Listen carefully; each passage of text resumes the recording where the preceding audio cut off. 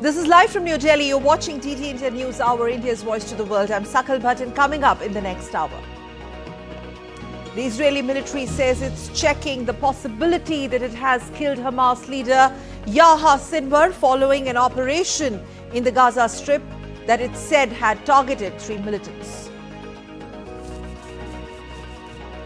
India slams Canada, says crises precipitated by baseless allegations, cites 26 extradition requests pending over last decade, but no action taken as yet. 3-member tribunal issues arrest warrant against ousted Prime Minister Sheikh Hasina and 45 others in connection with alleged crimes against humanity during July-August mass protests. India concludes their campaign at the ISSF Shooting World Cup final in New Delhi with 4 medals in their kitty.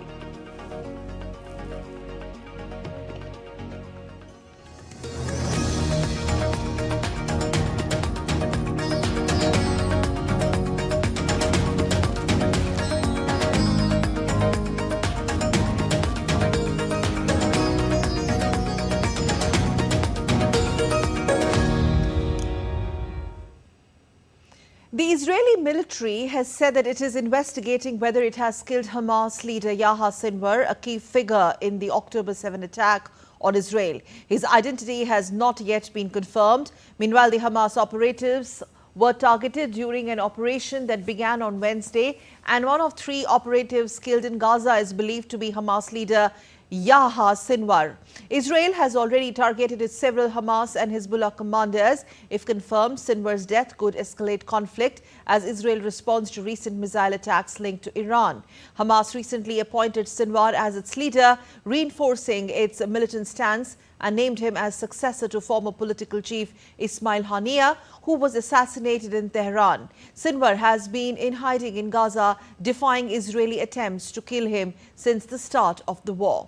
As speculation that Israel has killed Hamas chief Yahya Sinwar grows, Israeli Defense Minister Yoav Gallant took to the social media platform X and wrote, and I quote, "We will reach every terrorist and eliminate them," unquote. Quoting the biblical book of Leviticus, Gallant adds that, and I quote again, "You will pursue your enemies and they will fall before you by the sword," unquote. Israeli Defense Minister attaches photos of former Hamas military chief Mohammad Diaf and Hezbollah leader Hassan Nasrallah with X's over them, along with a third photo that is blacked out but also has an X through it, apparently resembling Sinwar. Meanwhile, Israel has continued its military operations against Hezbollah in Lebanon, claiming the elimination of a battalion commander and 45 militants, along with the destruction of 150 targets in recent airstrikes. And in response, Hezbollah reported striking 2 Israeli tanks near the border with guided missiles as the conflict escalates further. Well, our lead story tonight, and yet another sharp response following Canadian Prime Minister Justin Trudeau's admission of having no hard evidence against India. India has held Trudeau responsible for damaging India-Canada ties. On Thursday, India's Foreign Ministry rebuffed Prime Minister Trudeau's claim, citing pending 26 extradition requests, marking a significant escalation in the ongoing diplomatic tensions. Meanwhile, Canadian Prime Minister Justin Trudeau continues to face flack not only from India but also back home. I get you more details in the report that follows. We have made our position very clear on this particular matter. Yesterday, we had again issued a statement saying that Canada has leveled serious allegations but has so far not given any evidence to back it up. As regards our stance on the allegations, we will naturally reject false imputations against our diplomats. We had summoned the Acting High Commissioner of Canada, and thereafter conveyed that we had no faith that the Canadian government will look after the safety of our diplomats. On Thursday, once again, the External Affairs Ministry of India hit back at Canada, mincing no words on unsubstantiated allegations levelled by Canadian government and calling them politically motivated. This comes close on the heels of Canadian Prime Minister Justin Trudeau being subjected to intense media scrutiny back home for failing to provide any credible evidence on alleged involvement of Indian diplomats in killing of Canadian extremist Hardeep Singh Nijjar in June 2023. While exposing the inaction of the Canadian administration, India's Ministry of External Affairs revealed the names of anti-India elements openly espousing extremism, violence, and separatist ideology. According to India's Foreign Ministry, there are at least 26 extradition requests pending from the Canadian side. There are 26 extradition requests pending with the Canadian side. These are over the last decade or more. Along with it, there are several provisional arrest requests which are also pending with the Canadian side of several criminals. Some of the notable ones who've been charged with terror and related crimes, I would like to name them. They are Gurjeet Singh, Gurjinder Singh, Gurpreet Singh, Lakhbir Singh Landa, and Arshdeep Singh Gill. Prime Minister Trudeau's close ally, Member Parliament Jagmeet Singh, staged a walkout from a presser while failing to answer a pointed question on imposition of sanctions on India. This has forced a larger question on the intent and nature of these acquisitions, precipitating the diplomatic crises between India and Canada further. While India sticks to its stance, Prime Minister Trudeau testifying before Canada's Foreign Interference Inquiry with just intelligence and not hard evidentiary proof clearly puts his credibility and the credibility of these serious acquisitions on India in a serious dock. Sakal Bhatt's report for DD India. In other news, India's President Draupadi Murmu has reached Lilongwe, the capital of Malawi, on Thursday on the final leg of state visits to Algeria, Mauritania and Malawi. Upon arrival at the Kumuzu International Airport, President Murmu was received by the Vice President of Malawi, Michael Usi, and other dignitaries. The President was accorded a ceremonial welcome and was warmly greeted by children. A traditional cultural performance was also presented before the Indian President at the airport. And this is the first ever state visit from India to Malawi. The President was accompanied by the Minister of State, Sukanta Majumdar, and members of Parliament, Mukesh Kumar Dalal and Atul Garg. Later, President Draupadi Murmu graced and addressed the India-Malawi business meet in Lilongwe. Speaking on the occasion, President Murmu noted that the bilateral trade between India and Malawi has been growing rapidly.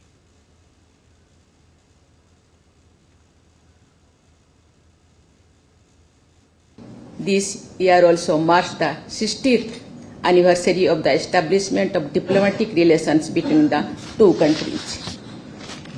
Our partnership is not confined to governments alone, as Africa has emerged as an important trade and investment destination. India's private sector is at the forefront of driving this impetus. There are growing investments by Indian companies, both multinational and SMEs in Africa in a range of sectors. DD India correspondent Amit Mukherjee has filed this report from Lilongwe. Take a look. Malawi is one of the few countries in the African continent which does not have a history of conflict or war. In fact, it is one of the safest and suitable nations for investors. While India and Malawi are already trading partners, President Draupadi Murmu's visit to Malawi is only going to add strength to this economic relationship. With camera person Sandeep in Lilongwe, Malawi, Amit Mukherjee for DD India. Prime Minister Narendra Modi addressed the ceremony in celebration of International Abhidhamma Divas and recognition of Pali as a classical language at Delhi's Vigyan Bhavan on Friday. DD India's Akshay Dongri gets us more. In the presence of hundreds of Buddhist monks from various parts of the world, Prime Minister Narendra Modi celebrated International Abhidhamma Divas on Thursday.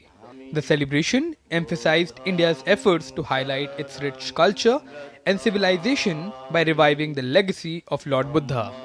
The event, held at Vigyan Bhavan in New Delhi, also celebrated the recognition of Pali as a classical language. 21वीं सदी का ये समय आज विश्व की geopolitical परिस्थिति आज एक बार फिर विश्व कई अस्थिरताओं और आशंकाओं से घिरा है। ऐसे में बुद्ध न केवल प्रासंगिक है बल्कि अपरिहार्य भी बन चुके हैं। भारत ने विश्व को युद्ध नहीं बुद्ध दिए हैं। PM Modi also highlighted the important decision made by the Government of India to recognize Pali as a classical language.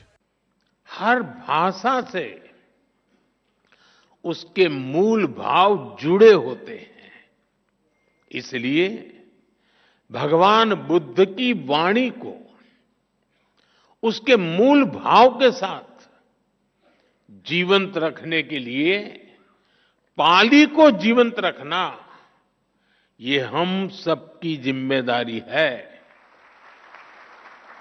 मुझे खुशी है कि हमारी सरकार ने बड़ी नम्रतापूर्वक ये जिम्मेदारी निभाई है।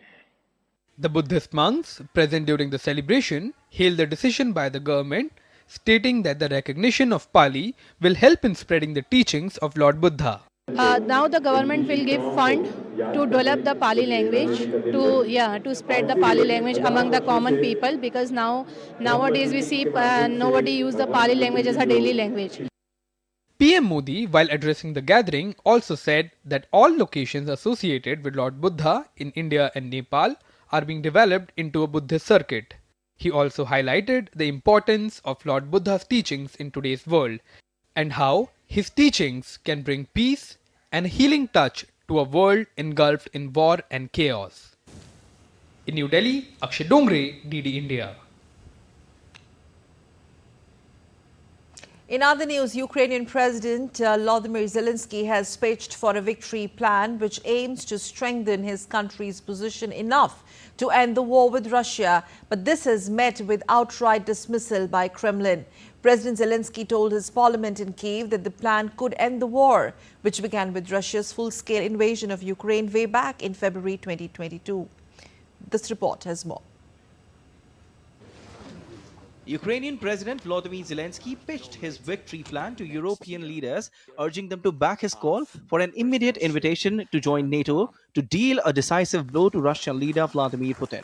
Addressing leaders of the European Union's 27 member countries at a summit in Brussels on Thursday, Zelensky also called for more military aid for Ukraine's fight against Russia.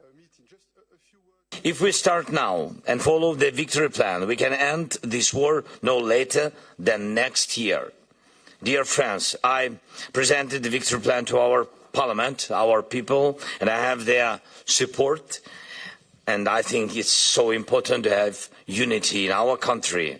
The goal of the plan is that it strengthens not only Ukraine, but also our entire community. Your unity is also a weapon, and it's a weapon that means one thing for all of us: safety.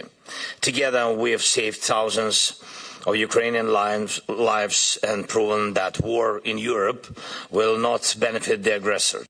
President Volodymyr Zelensky also said that he was seeking to reinforce Ukraine to be ready for diplomacy with Russia. Dear leaders, we are ready to put the victory plan on your table and are counting on your support. Ukraine is ready for real diplomacy, but for it we must be strong. Forcefully imposed truce instead of fair peace never provided security. Nobody is happy when the war is brought back. And our unity, pressure on Russia and strengthening Ukraine are the keys to ending this war in a way that prevents Russia from starting it again. European Union Council of Chiefs Charles Michel told reporters before a meeting of EU leaders in Brussels that EU needs to speed up its support for Ukraine, both militarily and financially. The EU, we are on your side for as long as it takes and for whatever it takes. We know that you need more support, more military support and more financial support. Now, this is urgent, this is needed, and we will have a good discussion to see how we can speed up, how we can make more efforts for more immediate support for the people of Ukraine from a military point of view, from a financial point of view. Speaking to reporters ahead of a key NATO defense ministers meeting in Brussels on Thursday, the new NATO Secretary General Mark Rutte voiced his full support for Kiev. We are in this, if necessary, for the long haul. And obviously we want to be in a place where Zelensky and Ukraine, from a position of strength, is able to start talks with Russia. But till that moment comes, he can count on continuing support, and Putin cannot count on us letting go of that support. President Volodymyr Zelensky's five-point plan comes at a critical moment in the war as Moscow's forces advance in the east. A bleak winter of power cuts looms, and a US presidential election casts uncertainty over the future of Western support. Dheeraj Das for DD India. And still to come on DD India News Hour coming up next. This is what we have for you. Vice President Kamala Harris and former President Donald Trump are closing in on the final weeks of the 2024 presidential polls. Saudi Arabia launches Global Harmony Initiative. DD India gets you report on that.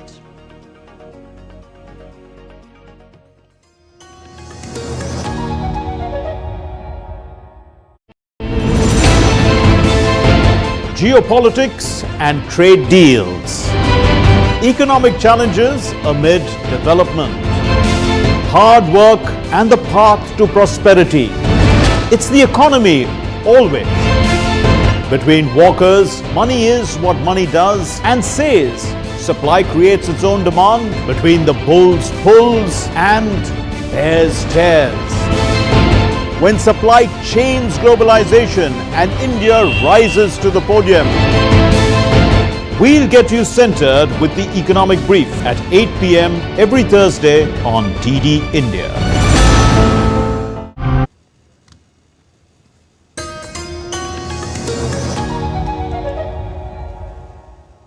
You're watching DD India News Hour. I'm Sakal Bhattalao. Let's move on to some news related to the US presidential polls, where Democratic Vice President Kamala Harris was seen dodging many questions on immigration as she was grilled in a TV interview on Wednesday.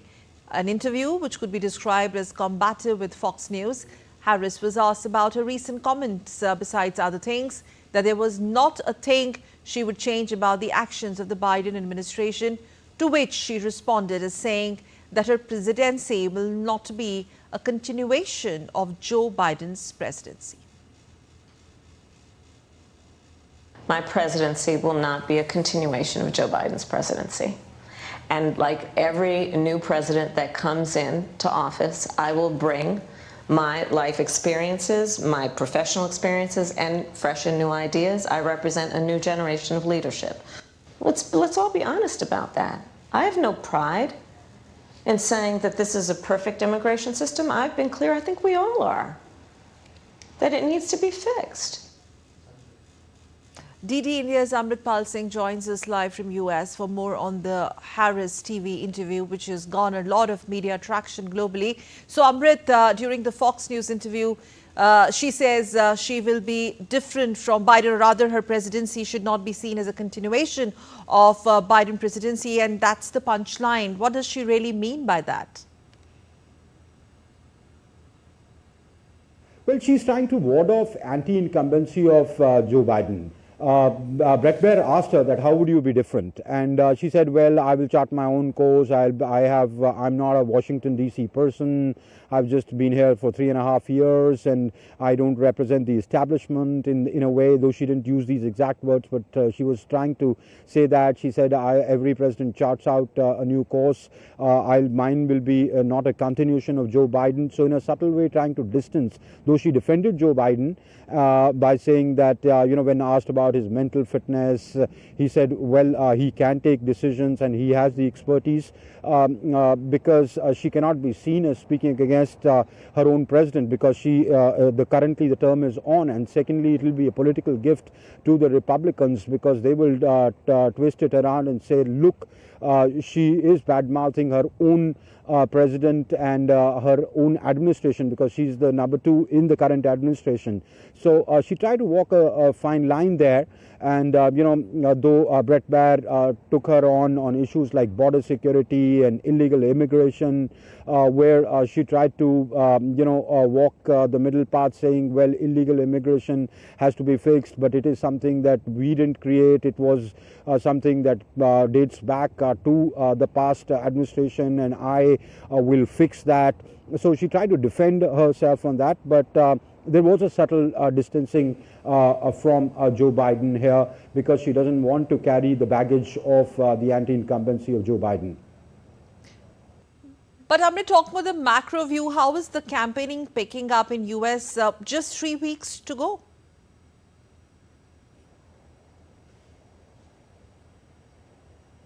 Election campaigning is reached its pinnacle. It's assumed a feverish pitch really here in the United States, with both candidates focusing more on the swing states. Kamala Harris gave an interview to Fox News, which is a conservative channel here. So it was quite a sparring that one saw on television on Fox News between the anchor Brett Baer and Kamala Harris, with Brett Baer interrupting Kamala, and Kamala took quite a it was one of the most aggressive interviews she's faced, and I'm sure she knew that these kind of questions will come from Fox News, which is seen to be a more pro-Republican channel given its editorial policy. But to be fair to Kamala Harris, she took the questions on the chin. She is an effective practitioner of filibuster. Yes, there was a lot of rhetoric there, and where she's tried to distance herself in a little way from Joe Biden, trying to ward off the anti-incumbency of the current president, and though attacking Donald Trump, calling him unstable, and his dance slap at a town hall as bizarre, so things like that. While Donald Trump has been attending town halls, the latest one, which was moderated by South Dakota governor, where he took a break and went on to dance on for 9 songs. And he said, shut off the questions. Who's interested in the questions? Turn on the music and let's dance. So that was quite something. All antics and personal, they're trading barbs at each other, making personal attacks. Talking about the economy, talking about the health system, talking about illegal immigration, abortion. Both candidates are campaigning and trying to reach out to as much as of a voter base that they can. In fact, Kamala's interview seems to be to Fox News seems to be she's trying to target the women, especially the women who may have Republican leanings, given that they may not want to go with Trump. So that is what it was. Her strategists would have planned an attempt to reach out to the women who because she's a woman candidate. So both sides are trying to play as much to the gallery, one, and secondly to reach out to as much of a voter base that they can. Absolutely, the makings of the battle royale between the two leaders. Thank you very much, Amrit, for joining us from US. And staying with some news coming in from California, continuing with the US elections news update. And amid the discontent in the US over the state of its economy, the issue of cost of living crisis has taken center stage apparently in these elections. Cost of living and housing affordability is pushing people to live on the streets. Amrit Pal of DD India walked the streets of San Francisco to bring you this report on the state of homeless people in US. Think San Francisco and this is what comes to your mind. The Bay of Pacific, the famed Golden Gate Bridge, nice weather with a lot of sunshine. skyscrapers housing global tech giants like Google and Meta, the Silicon Valley. Now sample this. This too is San Francisco. It's downtown. Over 10,000 homeless people sleeping and living on the streets. The underbelly of the Century City. Life here is far from rosy. I'm homeless because I've always been a person of the streets in terms of being like a universal broker, a facilitator of means, and through the measure that has depth and true meaning of grace and form. As both candidates dish out the blame on each other, the country's homeless crisis worsens. Cities and states unable to provide affordable housing, forcing their residents to end up on the street or in shelters. I think it's a multifaceted issue in that there's certain homeless that have mental health issues, have issues with drugs, and it's a conundrum for San Francisco because we provide them housing, we provide them food stipends, but a lot of times they don't want to take that up. As more elected officials throughout the country are running on promises to reduce homelessness, the problem is growing even as leaders try to solve it. Last year, the U.S. homeless population reached a high of more than 650,000, according to the Department of Housing and Urban Development's annual homelessness assessment report. Housing experts warn as rent increases and evictions will push more people into homelessness until cities build cheaper housing. Apart from the economic, the problem has a social aspect too. The drug issue is a huge problem in terms of homelessness. A lot of times what happens is that they get addicted to the drug, and even though there might be services or a shelter that might be available for them, they don't want to come off the streets because they're so addicted to the drug. If you take them off the streets, they don't have that, they're not able to take it. And so it's a cycle where they're unable to get off the drug, they don't want to take the services or take any shelter because of that. Out of the 10 most expensive counties in the United States, 5 are in San Francisco alone. Yet, the issue of chronic homelessness plagues this Century City. And it's not just San Francisco alone. You name it, New York, Chicago, Boston, Atlanta.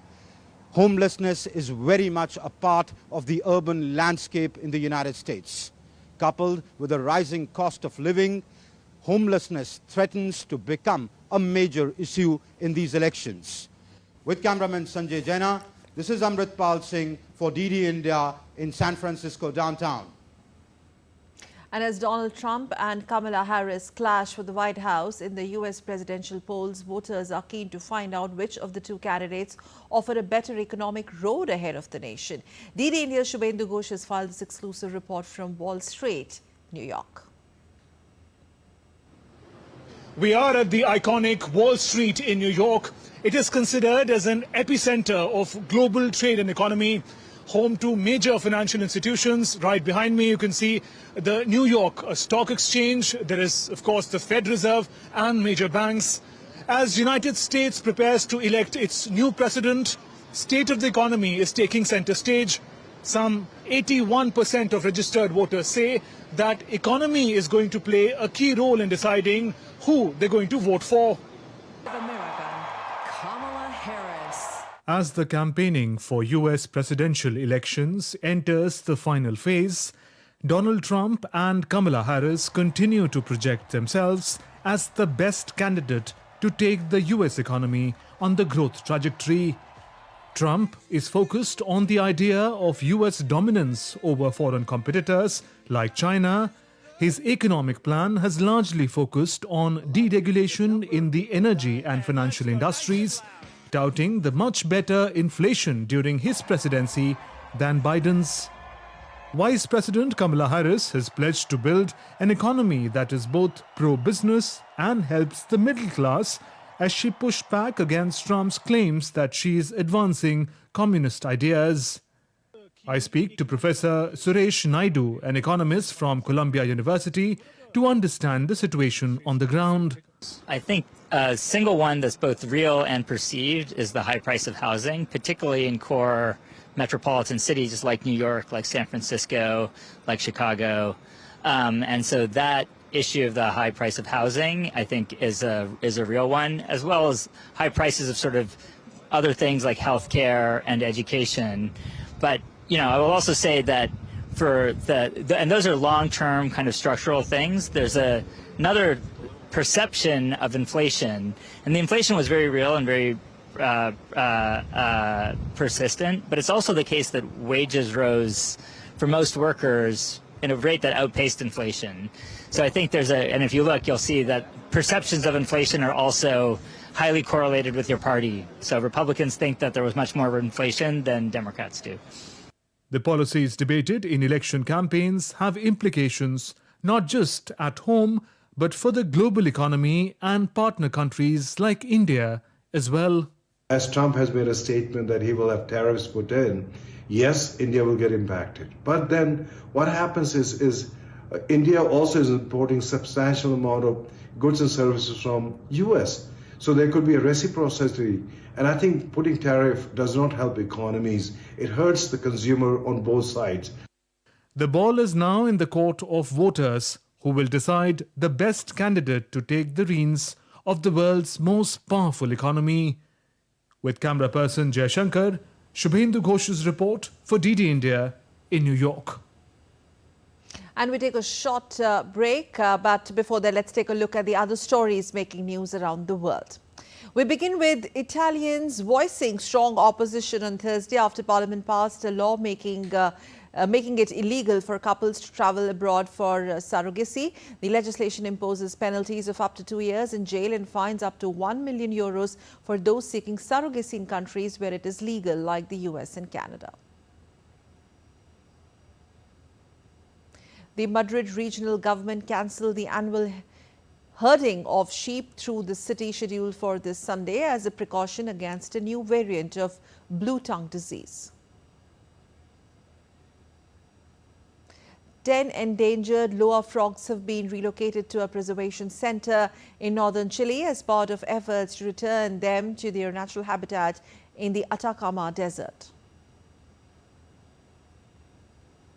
And still to come on DD India News Hour, this is what we have for you. Coming up next, India has recently again criticized Canada, asserting that the diplomatic tensions between the two countries are a result of what it describes as baseless allegations. We'll take this up with the expert joining us on the broadcast. And India's Supreme Court upholds constitutional validity of Section 6A of Citizenship Act for Assam immigrants.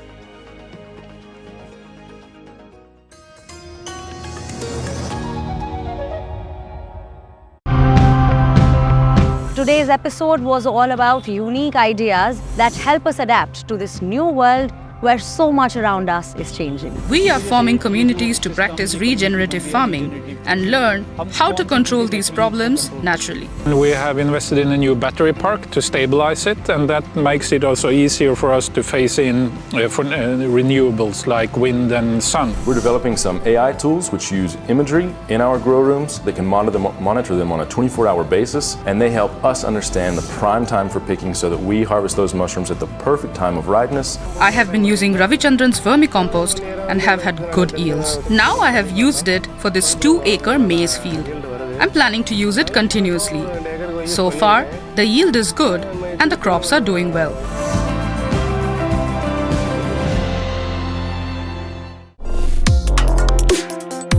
Complex issues, hidden agendas, twists and turns, strategic games. We think all dots are linked. We just need to connect them. Join me every week as I connect the dots to unravel hidden designs in statecraft, mysteries, and decode issues that matter to you. Watch Connecting the Dots with me at these times on DD India.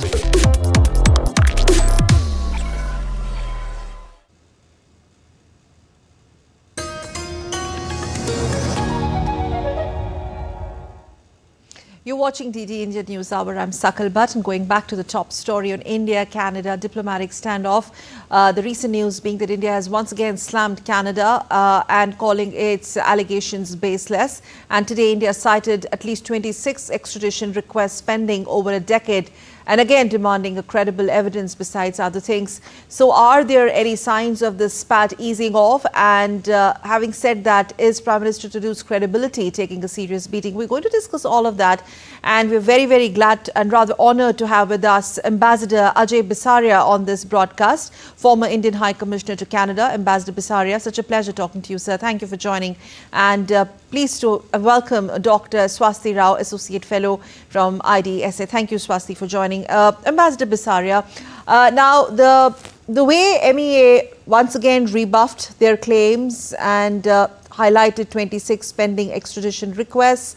The names were revealed again today. How do you see this panning out from here in terms of this again escalating the diplomatic tensions between the two sides? But the bottom line remains that Canada hasn't been able to provide any evidence backing their very, very serious allegations. What we've seen this week has been one of the most unprecedented and dramatic escalations in a relationship which is already troubled between India and Canada. And it was also completely unnecessary because, if you look at the relationship and you pan out, you see that this is a relationship which has a great deal of converging geopolitical interests, a strong business relationship, 3 million people of Indian heritage. So there's a lot going and a great deal of argument to strengthen this relationship. And to remove 6 top diplomats on very, very flimsy grounds and flimsy evidence which hasn't been substantiated is completely strange, unacceptable. And we haven't seen something ever matching this in recent diplomatic practice. So what I feel is that from here on, we've already escalated this. You need diplomats to resolve issues, and you get rid of them. How do you ever manage to, even address them? So I think it's a very, very tricky situation, and both sides will now have to work hard to retrieve this ground. Right, sir. Taking this thought to Swasti, now tricky for Indian side, no, but yes, tricky and precarious for Prime Minister Trudeau's political capital and credibility, which seems to be at stake given the kind of media slamming or media scrutiny he's subjected to. And at the end of the day, he is only talking about intelligence and not credible in evidence. Right. Good evening to you, Sakal, and good evening to Ambassador Bisaria. Well, I mean, I agree with what the points which were made earlier. I think right now it is about a crisis in Canada, which is about the legitimacy of their government, themselves. I mean, it's a credibility issue for Trudeau himself. I don't know if you saw the rebuttal that was posted publicly by the leader of opposition, where he has actually made a series of points, asking him to actually release the names of all the MPs that, according to Trudeau, have collaborated with the so-called foreign interference. And if you read through that message, in a few paragraphs, he actually says is that if, Mr. Trudeau has any evidence, then he should be, coming out with it. And he says that he cannot really, Mr. President cannot really come out, Mr. Trudeau cannot really come out with any evidence because he's actually making it up. I mean, if you look at the language. So basically what I'm trying to say here is that apart from the very strong rebuttals that the government of India has already given, and I think it's now coming more to light than that Mr. Trudeau is trying to fend for himself, because he has a crisis of legitimacy back in his own country. Right. We know, and we've been speaking about it no end, Sakal, about how his approval ratings have been falling. I mean, right now there are only about 80% of Canadians who actually want to see him as we are, in fact, as you speak about his credibility dwindling, we're actually flashing those numbers, citing some of their own think tanks, statistics and research. Taking this to Ambassador Bisaria, sir, now diplomatic stand standoff, like you just called it, unprecedented. This time with India, with the killing of the terrorist Hardeep Singh Nijjar, and the kind of questions that have been raised by not only media but the opposition there, as flagged by Swasti. Do you think somewhere down the line, Canadian authorities seems to have inadvertently admitted the presence of these radical separatist groups on their soil? I think there is little doubt that in Canada that there is a lot of space given to these extremists under the guise of freedom of speech. But what they end up doing is a lot of incitement of violence and actual acts of violence. A lot of people in Canada are deeply troubled by the kind of gangland warfare that takes place. But, just a couple of points on, I would completely agree with Swasti that this is all about Canada's internal politics. Yes. The Commission of Inquiry was initially set up to look into Chinese interference in Canadian politics, which actually helped Trudeau's Liberals, and that is at least the allegation of the opposition Conservatives.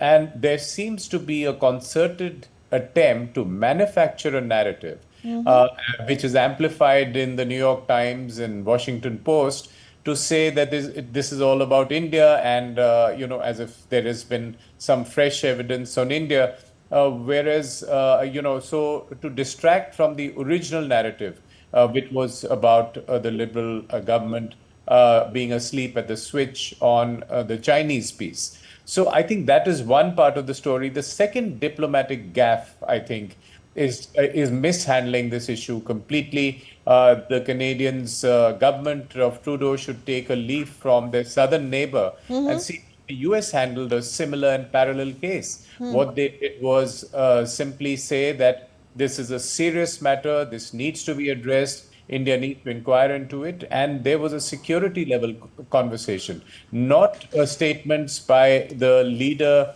of the country in the House of Parliament, which completely reduces any diplomatic space to address the issue. Ambassador, diplomatic gaffe, and what could be its far-reaching implications, having said that, the question being that did Trudeau actually jump the gun on this, just to cater to some of his own constituencies back home, as you rightly pointed out, that, there is his credibility is dwindling, and then he seems to be falling off the popularity charts. Well, that's their domestic matter. But then was it like too soon, jumping the gun? Yes, absolutely. And I think it becomes very hard to retrieve such a situation because, you build a relationship over years. You can demolish it at the press of a button. And by taking the kind of actions they did. And as I said, you need senior diplomats like High Commissioner Verma, who was there and having those conversations. And, I've been on that seat for more than 2 years myself. There is no way that a senior High Commissioner would even be involved in such matters. And the allegation is preposterous, beyond preposterous, to suggest that the High Commissioner was himself collecting names to be sent off to organized crime. So I think this is completely ludicrous, but it is also serious because it's very hard from this point to retrieve the relationship, and hopefully better senses will prevail, and some doors will be open for diplomacy to get this off the front pages and get this off this becoming such a hot button issue right now. Right, sir. Swasti, your take now, significant aspect of today's MEA's response also focused on those 26 pending extradition requests. We had the spokesperson elaborating on the names, the gangs, and he said they were all submitted to the Canadian government. He highlighted that these requests are primarily aimed at the individuals linked to the Lawrence Bishnoi gang. Here, Canada needs to respond now, because this is something which has snowballed into an international, headline. The others are also watching. Oh, well, yes. I mean, there are several repercussions of what is happening between India and Canada. And as has been pointed out, that it takes years to actually build convergence. And we do. And let me just, kind of elaborate a little bit on the convergence issues. You see, it is not just about having this one very silly, outlandish allegation that Trudeau has made standing in the middle of his parliament when there were obviously other diplomatic channels in which it could have been communicated. So Trudeau violating this diplomatic dignity, the red line, is very evident, and part of the reason why we have had a very different, response to the allegations made by Canada versus the kind of response we have had for the allegations initially made by the US. I think that also somewhere explains why there is this difference, because on the one hand, we were able to have a diplomatic dialogue and put together frameworks where we could lead to some sort of an outcome. And on the other, it was just about a very cheap kind of a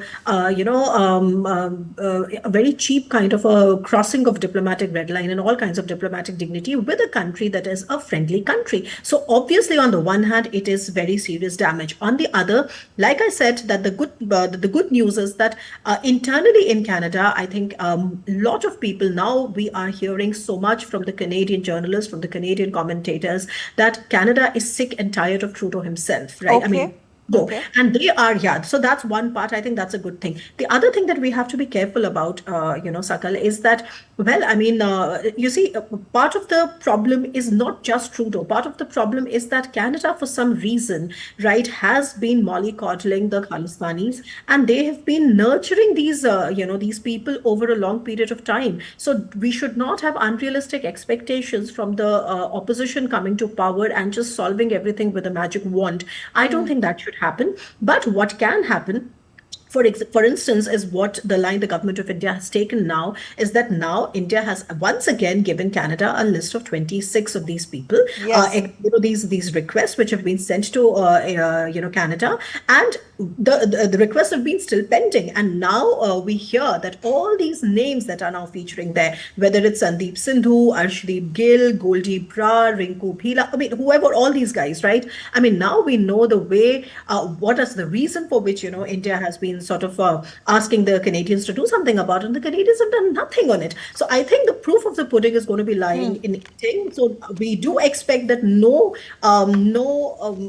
repair to the ties is really possible as long as Trudeau is there. He's taken it way too far, and I think he's a mockery of the entire system. But once Trudeau is gone, I think the next government has to really show that they wish to really take things forward, look at convergence in Indo-Pacific, look at, the bilateral trade, which has grown significantly in last few years, look at the kind of pension funds that have started investing in India, and which is also one of the success stories of plus one diversification, by the way, and also look at the close to 3 million people of Indian origin in Canada, and Khalistanis only make a very, very small insignificant percentage of that. So I think that is something that only time would tell. And I think from India's side, we've shown pragmatic maturity like always. And now it is for Canada to one of the newspapers article, I think it was National Post yesterday, did point out that is Prime Minister Trudeau allowing the diaspora politics, quote unquote, Ambassador Basari, this is for you,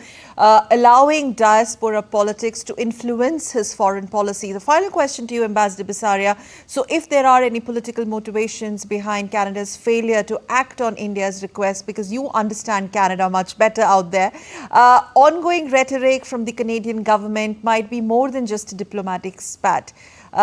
Does this not augur really well for Prime Minister Trudeau now? Yes, I believe that what this government has done, the Trudeau government has done, is not in Canada's national interest either, because it is not in any country's interest to have such a segment of extremists, violent people who could potentially cause a lot of harm.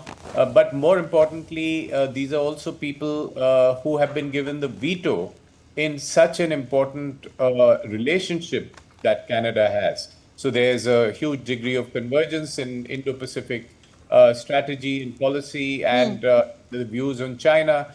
But there is a veto, and this irritant has existed for more than 4 decades. We all know what happened in the 80s and happened through that history. but it has to be a managed irritant by any government. But if you start pandering to this small and vocal section, you know, let your own foreign policy be hijacked and to be outsourced to them, for them to have a final word on where to take the relationship with India. And this is the kind of consequence of that kind of politics. And we really hope that better sense prevails and we move into a politics which is Canada's own interest in countering such elements in its territory. Right. Thank you very much, sir. We'll leave it there. Such a pleasure talking to you, sir. Ambassador Bisaria, former Indian envoy to Canada, and as always, pleasure talking to you, Swasti, as well. Thank you, both of you. Thank you. Thanks. And now let's move on and take a quick look at other stories making news. India's Supreme Court on Thursday upheld the validity of the citizenship rule, reaffirming the Assam Accord, which grants citizenship to Bangladeshi refugees who arrived before 1971. Section 6A of the Citizenship Act, introduced in 1985, allows refugees who entered India between 1966 and 1971 to register as Indian citizens.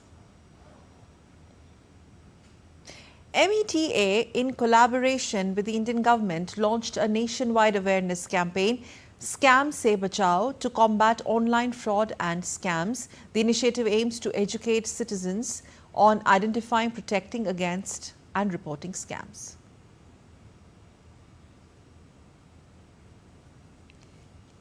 Indian Railways has reduced the advanced reservation period for train bookings from 120 days to 60 days, excluding the date of arrival. The Ministry of Railways announced the change to encourage genuine passengers and improve demand visibility.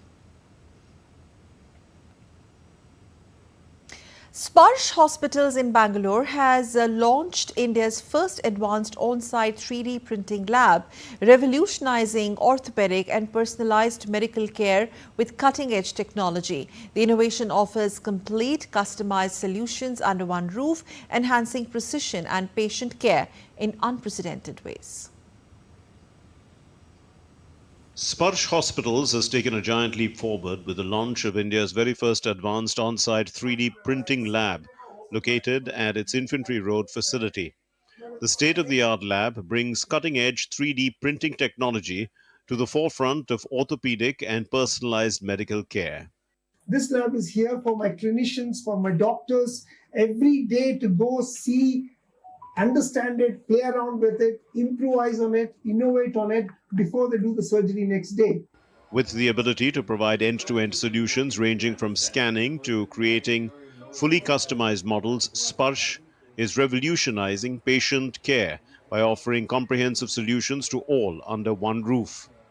My whole dream is if you can take this experience of 30 years and make it digital and make every surgeon who qualifies give him enough armamentarium simulation so that he's an expert dealing error-free, customized treatment for these patients. And then we'll be doing a great service for our society. And India, never think India doesn't need it. India needs it because it's the poor people who need it. It's the people whose every life is so valuable here. They are the ones who need it. With this innovation, Sparsh Hospitals is leading the way in transforming the healthcare landscape. Tapas Bhattacharya's report, DD India.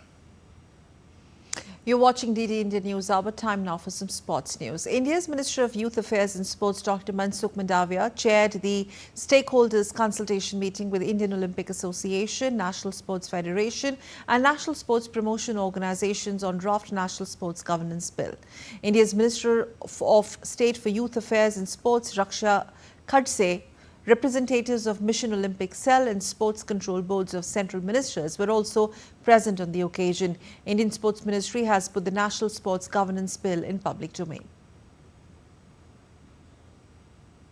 India concluded their campaign at the ISSF World Cup finals in New Delhi with a total of 4 medals consisting of 2 silver and 2 bronze. Vivan Kapoor clinched a silver medal in trap on the last day, marking a significant milestone in his career with his first senior individual medal. Scoring an impressive 44, Vivan secured second place in the prestigious event. In an exclusive interview with DD India's Narayan Singh, the young trap shooter said that this medal has significantly boosted his confidence. I am joined by the young shooter Vivan. Vivan won silver medal in trap. Vivan, congratulations, a fantastic performance by you. So how you analyze the whole tournament and especially your event, what kind of competition was there? So as you know, it was the World Cup final, and in the World Cup final, the top 15 or the top 12 shooters of the world come to compete. So it was a big competition.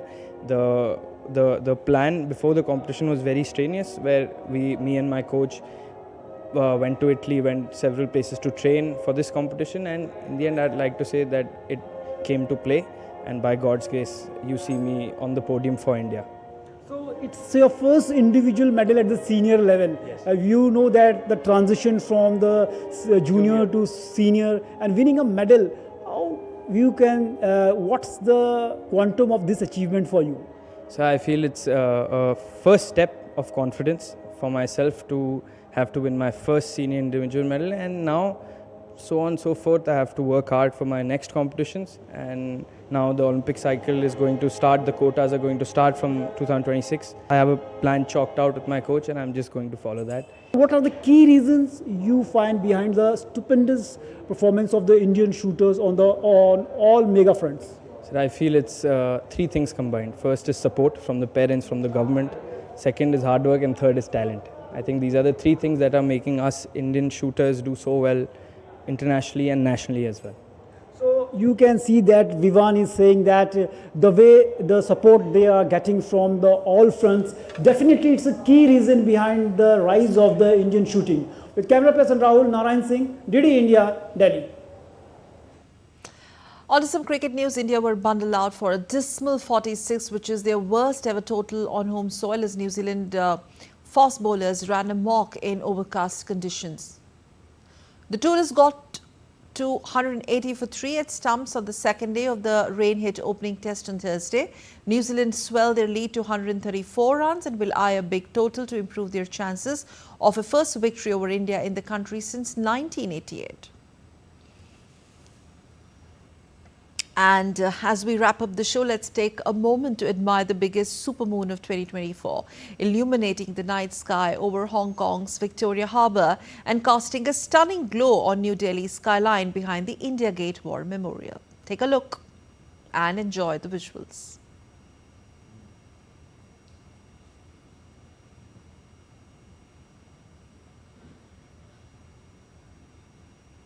Well, that's all for this edition of DD India News Hour, but let us know your thoughts on the news of the day. For those on the go, you can get all the latest news and updates from updates from India and across the world on DD India mobile app.